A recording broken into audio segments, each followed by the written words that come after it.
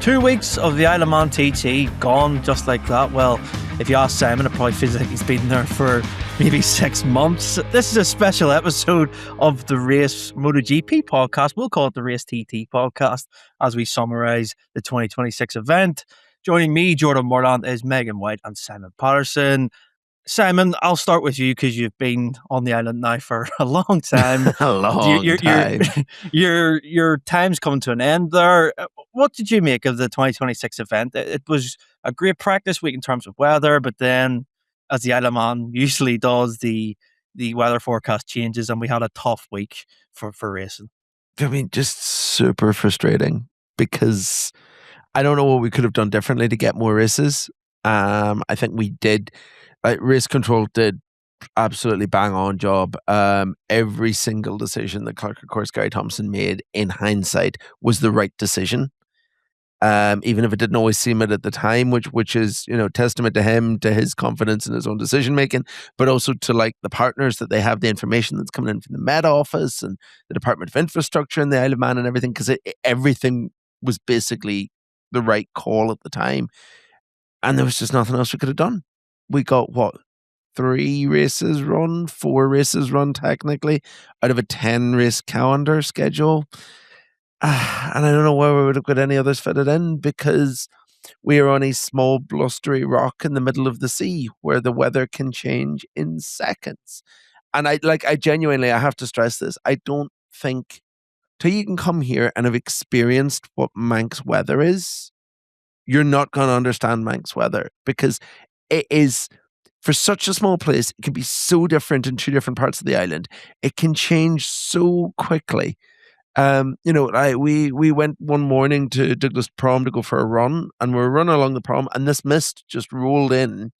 But it was only 50. You could see the top of it as it came in, and basically all of Douglas slowly disappeared, but you could still see the TT control tower sticking out at the top. That doesn't happen in most places. I went. So yesterday, after the senior was cancelled, the rescheduled senior was cancelled. There were beautiful blue skies in the paddock all day. And I went last night about 7:30 to do another lap of the mountain course in my car. And whenever I got to the section coming out of Ramsey, it was like it had just stopped raining. It was still that wet. So, and then I got to the mountain and there was so much mist around the bungalow that you couldn't have flown the AirMed helicopter. So it's just the nature of this place that you're always going to have these problems. They did their best to fight it this year, but just there was nothing else to do. Yeah, Megan, did you enjoy the TC watching on? For obviously, me and you were both at home, and it was, like Simon says, the way the organisers had to deal with race week, did the best they could, and suppose you can't really blame anybody, really, can you, when you've got such a tight schedule and all these races packed in, and they tried. That's really it, didn't it? Yeah, I think I completely agree with what Simon said. Gary Thompson and his team do such a fantastic job. But ultimately, the thing that causes the most problems there is the weather. And, there's nothing anybody can do about that. You can't send some NASCAR style, track dryers up the mountain because A, it would take them a really long time, but B, it's just not feasible. And as Simon said, the weather changes so much. I was on the island for a couple of days in 2022, it must have been. And coming into the island on the plane, lovely, glorious, stunning. 10 minutes later, raining. And then the next day, it was the same thing of it's so cold we have to put a heater on in June. And then it's glorious. And I think it's unfortunately, we've said it's been worse in recent years. Climate change is obviously going to play a big part in that with, rising temperatures causing then more rain. So it's not as simple as move it to July or August because the Isle of Man is still wet in July and August. So unless you're going to move it to Spain, then there's not really much that can be done. I think that the team did the best that they could in the circumstances. And the other thing, I guess, that's a big factor here is the really, really busy schedule. If they're a bit damned if they do and damned if they don't, because if they cut races, people will say, oh, you're getting rid of our races, and if you leave them in and they get cancelled, then you're cancelling our races. So I think they did the best job that they could have given the circumstances and given the really unfortunately extra bad weather this year. I've just got a text message as we're sitting here recording from a friend of mine, a colleague, Tim Keaton, photographer, to say that even his flight home has just got a 1 hour delay. Just like the perfect end to TT26, isn't it? One thing that is worth stressing that we've talked about a little bit during this week, we just can't race here when it's wet. Those days are past now.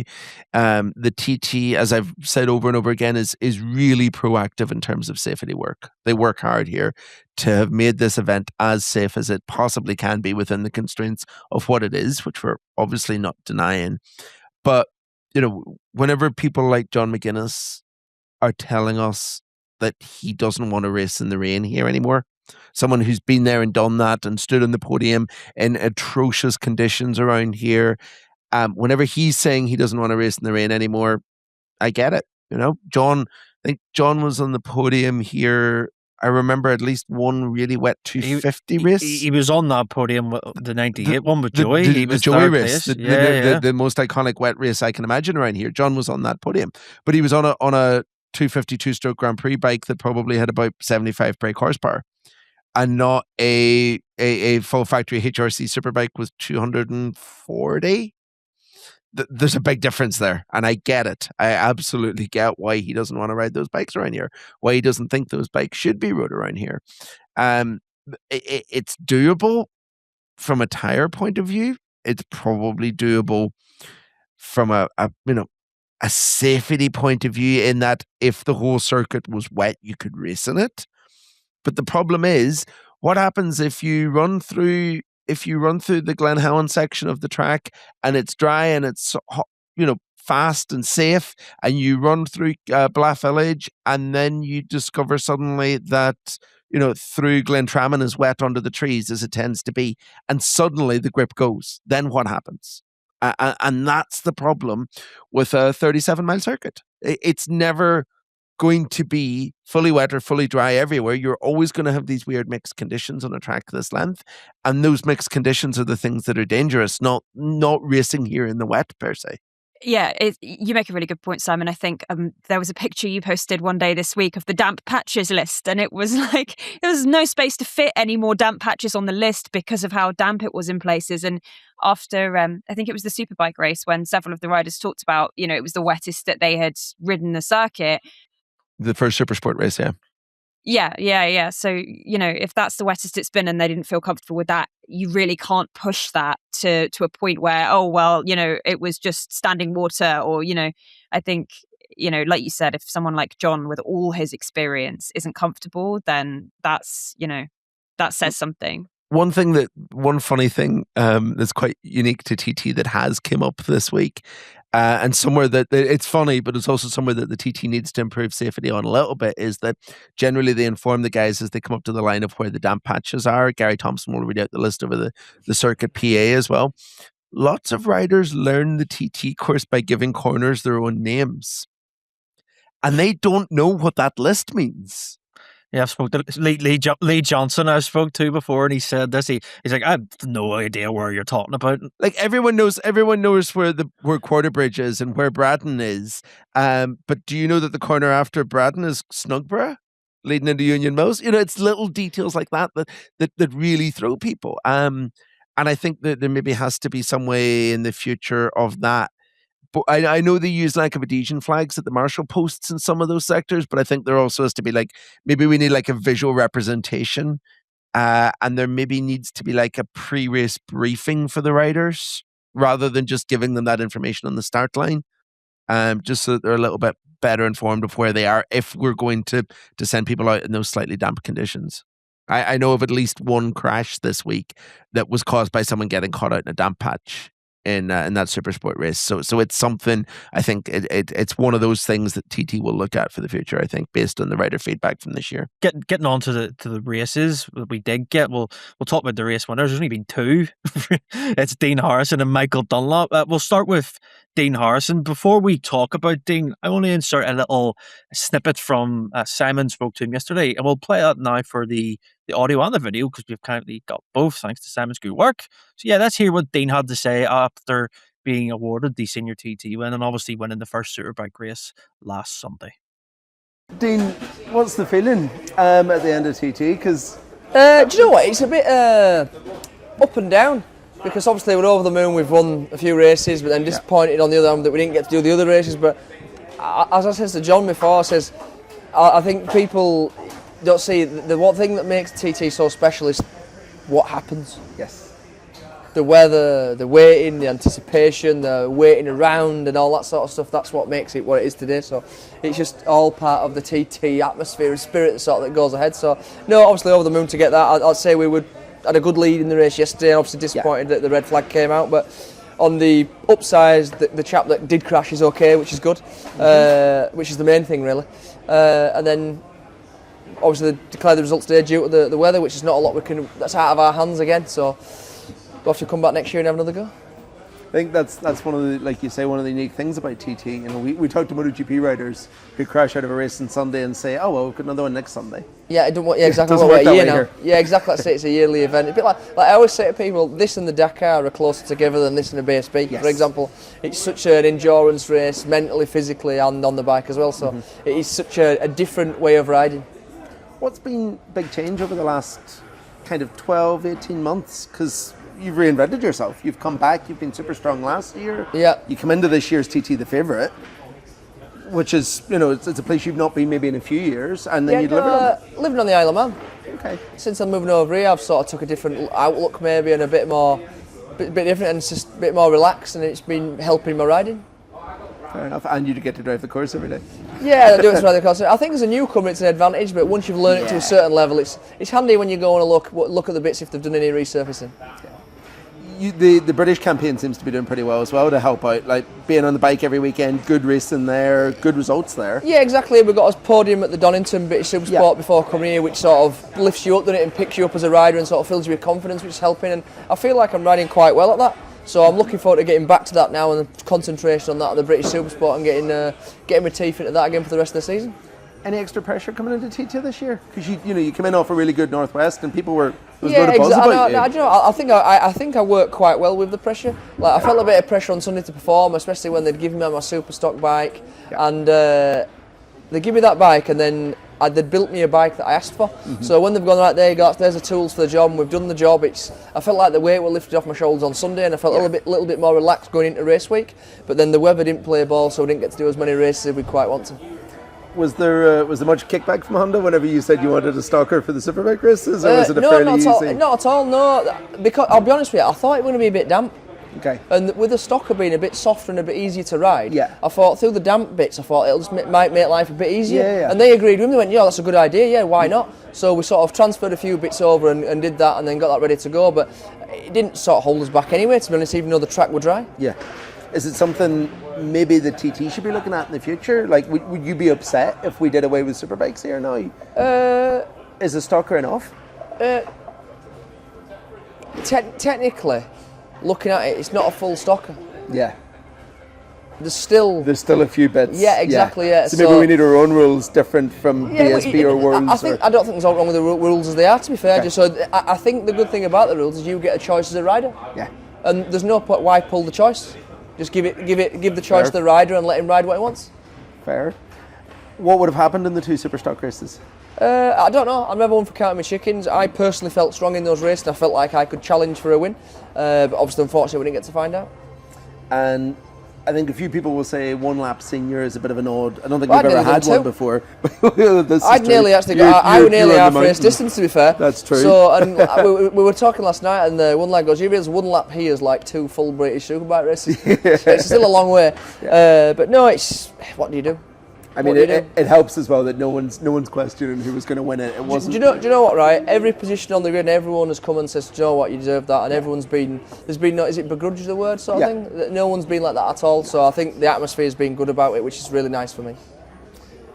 Already starting to look next year? Yeah, no, looking at the British Supersport now for Knockhill in a few weeks' time and try and get stuck into that, and then sort of see what the plan is going forward. Dean Harrison, Simon, he was just kind of, as Dean is, he's really good to talk to, and he's really laid back. A really good week for him. I mean, he only got the two real chances to show his strengths on the big bikes, but they were dominant in terms of the first Superbike, and then obviously the the senior before it got red flagged. He was on that record pace. He's been the man to beat this year on the big bikes, especially at the Northwest as well, running Glen Irwin really close. And that was a real indicator that he was coming to the TT in real rich form. I thought he was outstanding in the Supersport races too, especially on the only real Supersport 600. Yeah. He is really riding at the best he's ever rode at around the roads and on short circuits too. Mm-hmm. It's interesting to hear him say that the reason for it is moving to the Isle of Man. I was a little bit surprised by that because I thought he was going to say like how strong his program has been in the British Championship, because he's done great work there on Supersport machinery. He's looking really strong and competitive there. But obviously he's now established himself as Honda's number one, which John McGuinness does not for the slightest begrudge him. Honda are listening to Dean's input and they're building him the bikes that he wants, that kind of stocker superbike hybrid machine that he had. And we're seeing the payoff from it, aren't we? We're seeing him delivering. I don't want to take anything away from Dean because he had a fantastic TT. He was obviously the guy to beat. There is one little bit of me that thinks I don't know if it would have been the same way if we'd had a fully fit Peter Hickman and a present Davy Todd and a Michael Dunlop who wasn't messing around with machinery before. It's not taking anything away from Dean to say that his rivals weren't maybe there this year, because at the end of the day, you win a TT by going as slow as possible to do so. And that's what he was doing. He was managing it. We saw that from the awesome way he rode those opening laps, pulling a gap. He even did it in the Supersport race against Michael Dunlop, which is impressive. So he's obviously riding very, very well. He was obviously on lap record pace in the senior. And I think we might have seen, we might be having a very different conversation now if we'd have seen a 4-lap senior where he'd actually got a flying lap on the last lap and obliterated the lap record, which he probably should have, because he was like 4 seconds off the lap record from a standing start in the first lap. So it would have been nice to see it all play out. I think the thing that he's going to regret the most is that he's walking away from here with 2 more TT wins added to his belt rather than 4, because it should have been 4. He should have won both those Superstock races as well. More dominantly than the Superbike race. Yeah, Megan, Sam made a good point there about him being Honda's number one. And I think for the first time in I don't know how long, they've actually found their John McGuinness replacement for the future. It's actually odd saying that. They've tried so many people to be it and haven't found it. And that's a real credit to how Dean's came into this Honda program 2 years ago in 24, and then he's got John on his side too. He's kind of in his camp, and he's giving him little bits here and there, and he thinks he can play a part in it. It's a really good setup for Dean to thrive in, because for many years I always thought if he was on better machinery, because he was always on the Kawasaki, and I thought he could win so many more races. But this TT's really shown that, hasn't it, with Dean? Before you come in, Megan, I just want to say it was really nice to hear John basically taking credit, but not in a cheeky way, for Dean's success, saying that it was a team effort and that he was really proud to have helped him. That was nice. Yeah, and I think you're right. Honda have tried a few things here and there, and to have that person now who can confidently lead the team. John's still there. John's not going anywhere that we know of yet. Who knows? Famous last words. But, Dean did a fantastic job. I think you're right. It is sad in a way that he didn't get the chance to take those 2 extra wins. He has really shown kind of last year, this year, that he's found his stride. It must be the mountain air or something. But he's all that fish and chips. But he's really come into his own. He had a really fantastic TT. As Simon said, the saddest bit was that he didn't get the opportunity to get those other 2 wins. And I think the senior as well, it's just a shame he didn't get to break that record. He had that amazing lap in qualifying that was just like astonishingly quick qualifying lap. And I think given the chance he might have broken that record in the senior as well. But yeah, I guess I don't think he sees it as bittersweet that the senior didn't get to run the full length, but there's always that part of us that goes, it's such a shame that we didn't get to see the whole of that race, because it would have been another really, really good one. That first Superbike race was really good, and I expect that the senior would have been too. Well, Michael Dunlop has just added to his TT tally. He was on 33, he's now on 36, so a hat-trick again for Michael in the races that we had. They all came in Supersport or Sport Bike, where Michael has he's made it his own over the years. I believe he's won 16 Supersport races just just in that. I mean, that would put him like 7th all time in terms of just wins if he just took his super sport wins, which is just ridiculous. And has done it in like 4 different manufacturers.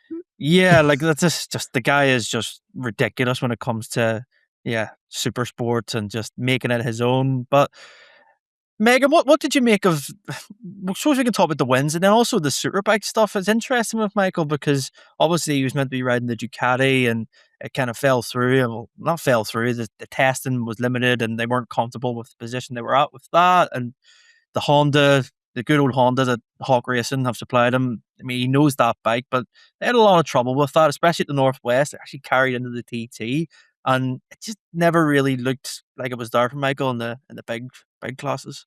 Michael, make a decision and stick to it. Make the decision now and then keep the decision and then ride the bike and test the bike and refine the bike and then come to the TT next year with the bike. Don't change your mind. Don't flip-flop.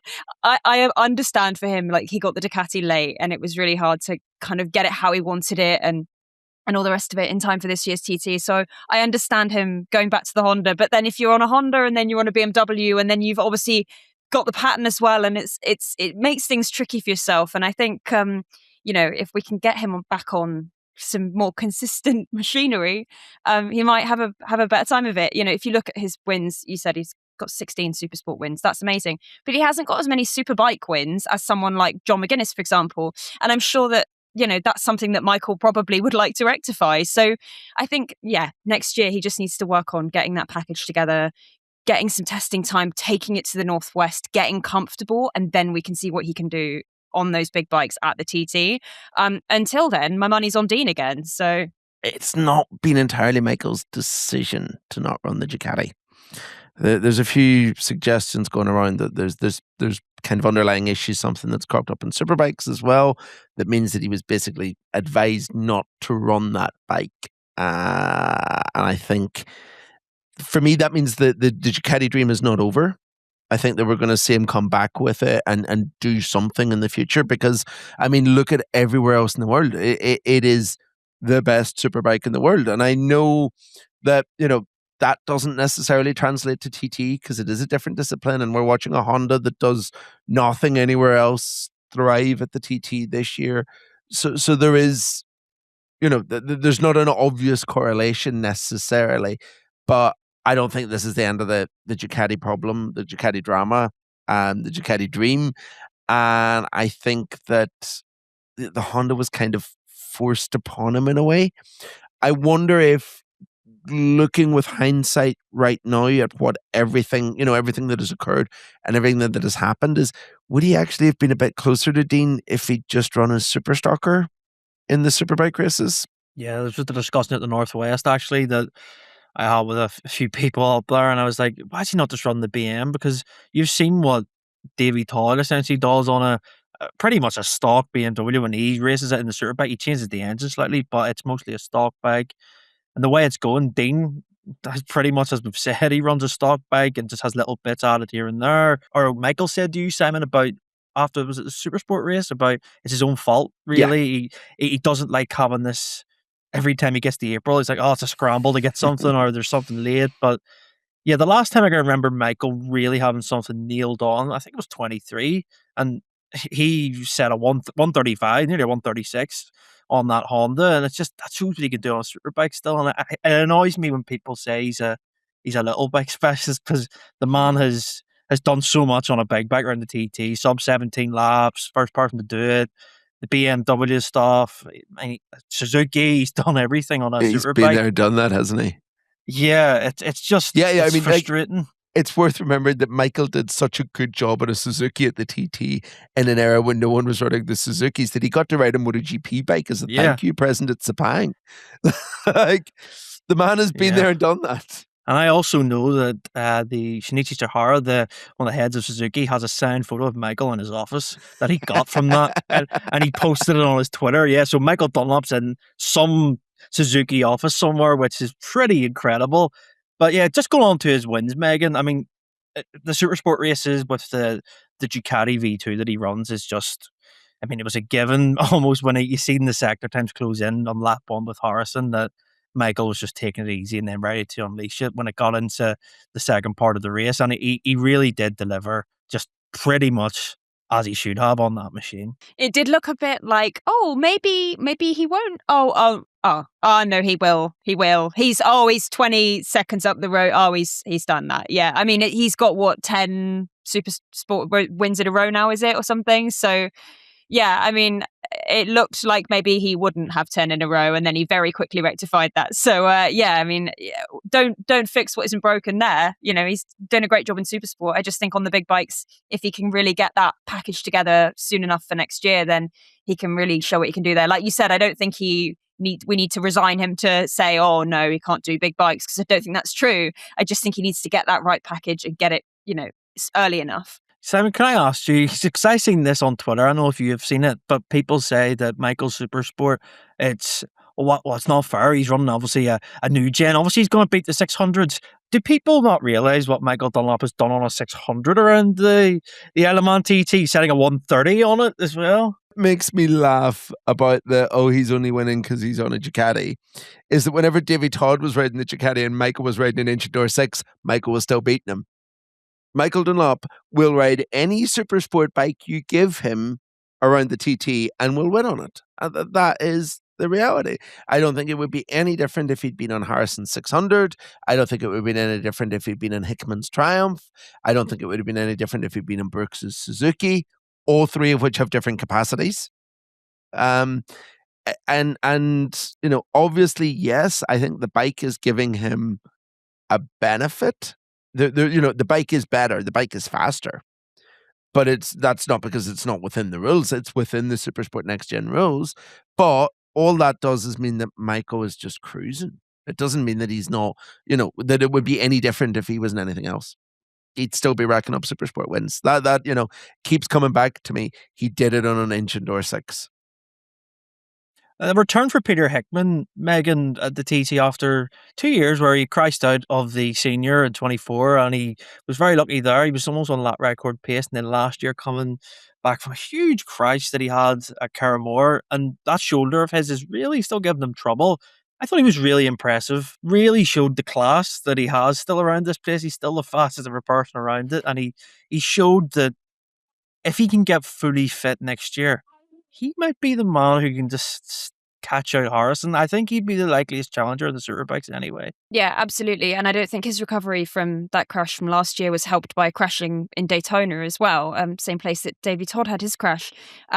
So I think, as you said, Hickey's recovery has been long and it's been difficult, but he came into this TT and actually did deliver some really good results. He got, 4 podiums, I think it was, which for someone who is coming back from injury is a really, really respectable result. Like, I think he obviously, understandably was a bit, kind of took it a bit easier coming through practice week and everything. And I think, he, like I said, delivered some really good results in the face of coming back from that injury. Obviously his teammate and team co-owner being out with injury as well. So he kind of had the fate of the team resting on his shoulders a little bit. And I think he could probably be pretty happy with those results given the circumstances, given the fact that we didn't get as many races as we should have, all of that stuff. I think Hickey should be pretty pleased with the outcome of this year's TT. Yeah, what do you think of him, Simon? Do you think he's going to be pleased, because obviously he knows what he can do, but I mean, he was really hiding, I think, especially at the Northwest, how bad that shoulder actually is. Really significantly downplaying it from everything we've heard, including actually from Davey Todd, his teammate and joint team owner, who was quite open about it whenever we spoke to him about what's going on there. But from what we understand, Hickey's still having nerve problems, a la Marc Marquez, who's just needed a surgery to correct something very similar. And I think, get all things considered, and considering the time he needs to get himself fit and fully recovered, yeah, not a bad TT. Probably about as good as he could have hoped for, knowing the state he was in coming into it. I mean, two Superbike podiums when you're not firing on all cylinders is pretty good TT. Really good. And man, I don't think people realize the amount of work that guy does around the paddock as well, with other teams and other bikes, especially with the Triumphs and everything that he runs out of PHR. I mean, it's some operation that he has, and yeah, he'll be back next year. I'm fairly confident if he can get those injury woes out the way, he'll be the man to beat, especially up against Harrison. What was it like on the ground? Because John McGuinness, I heard say about he's never seen so many people in the paddock before. Every and- time I spoke to John, he told me I've never seen as many people in the paddock. And I spoke to John quite a few times, So something that I've noticed, right, that has changed at TT over the last few years is we have it's went back to being what it was 20 years ago, and we'd lost that for a little bit. It is by far the biggest, the most international motorcycling festival in Europe. Right, that you do not need to be a motorbike or a motorbike racing fan to love coming to the TT. I can't think of anything comparable to it anywhere in Europe. There's a few things in the US, like Sturgis, like Daytona, that are maybe comparable, but there's nothing else in Europe. And there's always been a big French and German contingent that come to TT. This year, it was out of control. The French basically colonized the bottom of Bagaro for 2 weeks. There are so many French bikes on the island. There are so many German registered motorbikes on the island. But this is new. I've never seen as many Italian, as many Spanish, as many Portuguese, as many Brazilian, as many Belgian, as many Swedish, as many Dutch. There are bikes from all over Europe here this week in numbers that I've never seen before. And I love it. It is so cool. It feels like this big international mad MotoGP festival or motorbike racing festival where people flood in from all over the world and just have a good time. And yeah, I love it. It's really special. It's so cool. Yeah. But Megan, what do you make of it? I think MotoGP could look at the TT and go, well, how are you getting all those people? I mean, I don't want to name celebrities, but like when you see like Brad Pitt turning up for like a day and Keanu Reeves is turning up and obviously Channing Tatum's there for film stuff, you're thinking, this is just like the Isle of Man to me. I look and go, how has this happened? Like considering 20 years ago where the TT was and needing to just get out there again, it's incredible to see the amount of just people are just going to the island each year. Having been on the island myself, I just cannot imagine Brad Pitt in that setting. Like, I've been in the same space as Brad Pitt once in my life, and it was at the Silverstone F1 race when they were filming the F1 movie, and he was there, and it was all entourage, glam, Hollywood. And I would just love to have like followed Brad Pitt around to like the chip van by the grandstand and just like seen what Brad Pitt made of like some of the stuff going on the island, because it's such a unique event. Like you said, compared to MotoGP, especially MotoGP at Silverstone, like you look at the numbers and it's quite a stark difference.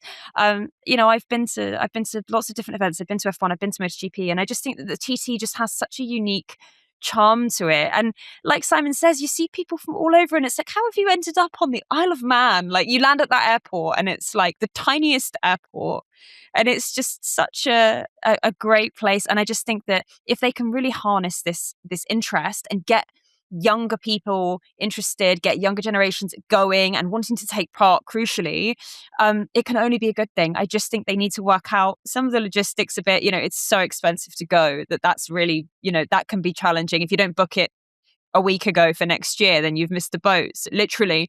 So I think it's such an amazing event. It's such a popular event. That appeal is so global that, like, if they can, if there's ways that they can get more people over there, then great, because it's somewhat, everyone should go to the TT at least once. My favorite TT celebrity story of the year is not Brad Pitt, who kind of flew in on a private jet because his production company's making the movie with Channing Tatum, had a bit of a whirlwind tour of the TT and then left again. My favorite TT celebrity story is that I went to the Honda awning on Saturday afternoon to find Dean Harrison and got talking. I've known the Honda mechanics for 25 years, and I got talking to some of them, and they were like, oh yeah, Keanu Reeves was here and stayed like an hour while we were trying to pack up, but we couldn't get rid of him. So basically, Brad Pitt came and had like the VIP TT experience. Keanu Reeves came and was a TT fan and just wandered the paddock and like bumped into people and had conversations and chatted, and was Keanu Reeves is motorcycle racing's favorite A-list celebrity for that reason. I interviewed him at Suzuka like 2014, because he was at Suzuka for the 8 hour for some reason. And we did like the usual perfectly choreographed 10-minute interview where at 9:59 a press officer was tapping his watch. And then we finished the interview and I had mentioned something about TT in it. And he was like, so tell me about the TT. And then we spent 20 minutes talking about the Isle of Man TT and how much he would really, really wanted to come. So I'm genuinely delighted that, 10 years on, he's made his TT pilgrimage and was just in it. It was a part of it because that's TT. It's great. Like you say, Megan, I Keanu Reeves is the chip fan. We know Keanu Reeves knows ball. He pops up at MotoGP occasionally. Like he's a great guy. And is it Chris Hemsworth that pops up at MotoGP as well, or Liam Hemsworth? I get them confused. Sorry to the Hemsworth brothers if you're listening. Both, yeah. But both, yeah. And I think as well, like there was a nice video of Oscar Piastri, the F1 driver, popped up with Mark Webber, who also is a big bike racing fan. Yeah, Mark I believe. Webber is like doesn't even count as a celebrity at TT. Comes that often. Him and John McGuinness are big mates. Yeah, it's so funny to me when you see these clips of like John McGuinness and Brad Pitt, and it's like, what are they talking about? Like, I would just love to be a fly on the wall for these conversations of just like having spoken to John and then like this mad A-list celebrity. I love that like contrast of like the guys with their thermos flasks of tea, in a gazebo at the TT, and then not that that's John, obviously, he's a factory Honda rider, and then Brad Pitt, and it's just that contrast of those two worlds coming together. John was telling me over the TT that he was at some event recently and bumped into Gordon Ramsay. And was like, oh, hello, my name's John. I race motorbikes. And Gordon Ramsay was like, oh my God, you're John McGuinness.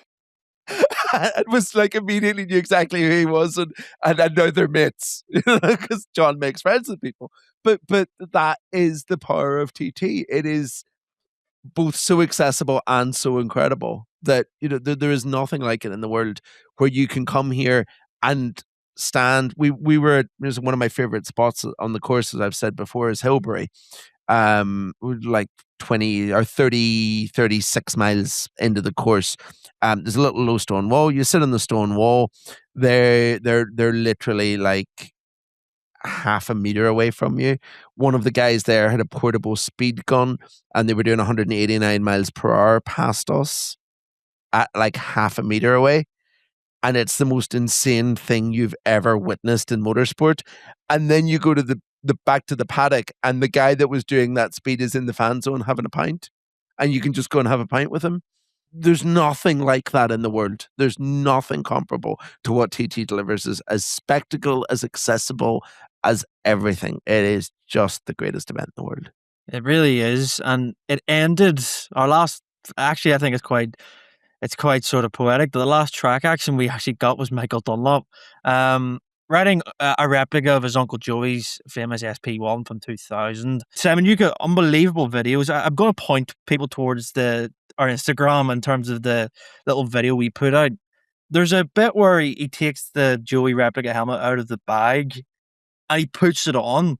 And it's just like the most incredible thing you'll ever see in terms of just a family connection and how it passes through generations. It's really special, wasn't it? It was 48 hours ago and I've got goosebumps listening to you saying that. It was that special. It's one of the single coolest things I've ever witnessed around here. It was just watching him go off down Bray Hill on that bike with that helmet. I mean, as you can see behind me, I was here the day John did something similar. It's on the wall behind me, the photograph of John running that same Joey tribute. And that was special. I was in John's motorhome that morning shooting a video with him where he showed me the helmet and the leathers before he went out on the bike. But it was a modern bike that he actually ran in the race. It wasn't that weird thing where, there was only like 10 of us on the start line for it. It was so almost anticlimactic, and that made it so much more special as he was setting off.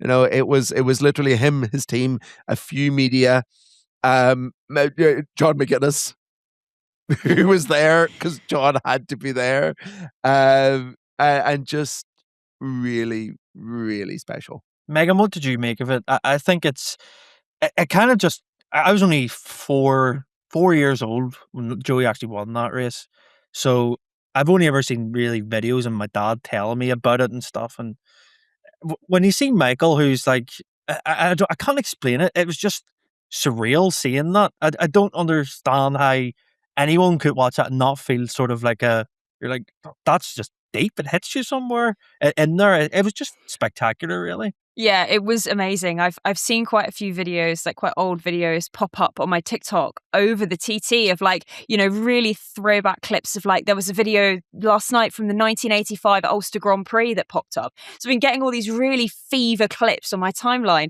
and I just saw that video of Michael, and it was like you said, it was when he pulled the helmet out of the bag. I was like, it was just such a moving tribute. It was such a beautiful tribute, and it just, like you said, that it came at the right time. It was 8:00 on that Friday night. He's got the leathers and the bike and the helmet, and it just looked glorious. And I wish I could have been there in person to see it, because I love a throwback. I love a tribute. I was at Silverstone a few years ago when Sebastian Vettel drove Nigel Mansell's Red 5 Williams, and I was like, oh, this is amazing. But that was just something else. Like, I think, like you said, it's that family connection. It's that really emotional connection of Michael putting, not putting his uncle's leathers on or his uncle's helmet on, but it may as well have been, because it's that, and it just, it was the coolest thing. As I said, I would have loved to have been there for it. If you're new to TT through our coverage, as I think some of our audience are, there's a documentary film called Road about the Dunlop family that you have to watch. You have to go and watch it. Yeah. It's very emotional. It's very emotional. And it's a story that, so it like, my family team, Michael's dad won all of his TTs for my family team. It's a story that is just so personal to me as someone that was in the periphery of it. It's just, the whole Dunlop saga is, there's nothing like that anywhere. It's another thing about the TT that's completely unique. Nowhere has this tragic saga, epic story like the Dunlop family. I watched Road for the first time a few years ago during TT. It was 2022. You should never watch it during TT. It's far too emotional. No, I know. It was this is what I mean. I was on my own at home because my partner was at TT. So I was there on my own, and I thought, I'll give this a go. Oh my goodness, like crying. So be warned that it is a very emotional watch, but it is a very, very worthwhile one. The way it ended at TT, obviously, we didn't get any more racing yesterday. It was called. Simon, just lastly on that, what do we think going in for next year? The lessons are going to be, well, we need to just, pray that the weather doesn't do anything. I don't know what we do differently. That's fundamentally the thing. I don't know how we do different things to make it happen. Just, you can't even, do you think we go back to a different schedule in terms of racing? I don't know if that makes any difference. That's the thing. Unless we're, I don't know. I would maybe like to see the schedule flipped a little bit, where we prioritize running one of every class. It feels a little bit weird that we had 2 super sport races, no super stock race, and a senior that was decided after one lap.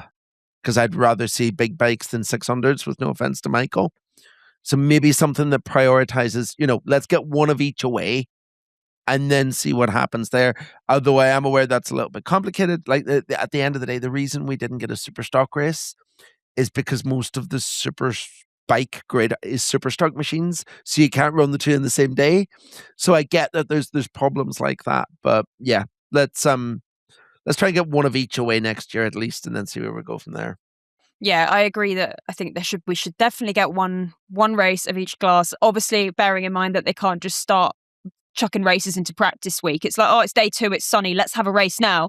I think Gary Thompson said there was rain on 7 of the 9 days that they had available, with contingency and everything. So you can't really plan too much for that without, getting everyone to put a little umbrella on top of the helmet and sending them down the road. So, but yeah, I think I definitely agree that the one race per class would be ideal. Yes, given the superbike, super stock thing. But I think if we can have one race for everyone next year, that would be an improvement. Obviously, it'd be great to get all of them, but North Sea weather. And one final note to throw in there. I hope we have some sensible technical regulation changes for 2027 and a full return to the sidecar program.